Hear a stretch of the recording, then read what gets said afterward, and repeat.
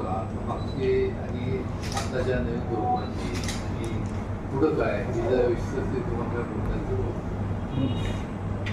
3150 रुपयाच्या प्रस्तावाला त्यांनी म्हटलं की 3200 रुपयापर्यंत मी घेतो 12.5% किंवा त्यापेक्षा पुढची रिकव्हरीला 3200 रुपये. सांगली जिल्हाधिकारी कार्यालयामध्ये ऊस दराच्या प्रश्नाबाबत सर्व कारखानदार येथील जिल्ह्यातील तसेच स्वाभिमानी शेतकरी संघटना यांचे प्रतिनिधी यांची चर्चा झाली.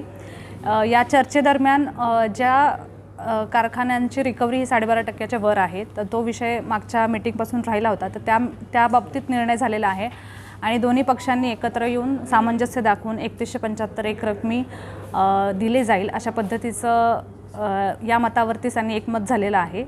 तर आज ही चर्चा मागच्या ज्या मीटिंग्स झालेल्या होत्या 3-4 जिल्हा प्रशासनाच्या मध्यस्थीने तर त्या वतीने प्रशासनाकडून आवाहन केलं गेलं होतं की शांततापूर्वक हा प्रश्न सोडवला जावा.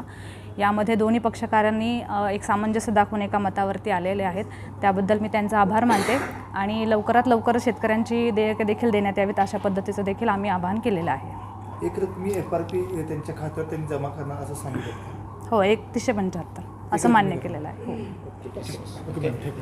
स्वाभिमानी शेतकरी संघटनेच्या वतीनं गेली 2.5 ते 3 महिने सुरू असलेल्या आंदोलनाला आज अखेर यश आलेलं आहे आणि साखर कारखानदाराने 3175 रुपये एक रकमी विना कपात देण्याचं कबूल आज जिल्हाधिकारी तृप्ती दोडबिसे मॅडम यांच्या अध्यक्षतेखाली झालेल्या बैठकीमध्ये मान्य केलेलं आहे. तसे मिनिट्स तयार झालेले आहेत आणि म्हणून स्वाभिमानी शेतकरी संघटनेच्या आंदोलनाचं हे यश आहे.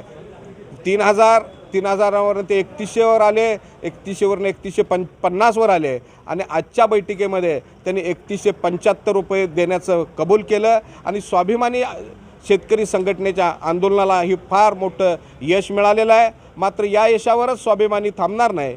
वजनातली काटामारी, तोडीला द्यावे लागणारे पैसे यासाठी या पुढच्या काळातला आणि इथेनॉलवरची बंदी उठवणं यासाठी स्वाभिमानी शेतकरी संघटनेचा लढा चालू राहील. आदरणीय राजू शेट्टींच्या नेतृत्वाखाली ही सगळी लढाई आज आम्ही निम्मी लढाई जिंकलेली आहे. यापुढच्या काळात इथेनॉल, वजनातली काटामारी आणि तोडीला द्यावे लागणारे पैसे ही लढाई आम्ही यापुढच्या काळात लढू आणि जिंकू.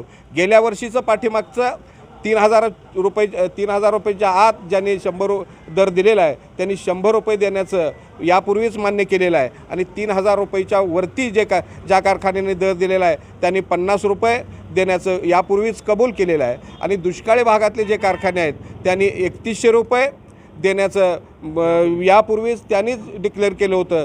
त्यानुसार ते 3100 रुपये देत आहेत आणि राहिलेले सगळे 12 रिकव्हरीच्या पुढचे सगळे साखर कारखाने 3175 रुपये विना कपात एक रकमी पहिली उचल देण्याचं त्याने कबूल केलेलं आहे आणि हा स्वाभिमानीच्या आंदोलनाचं यश आहे.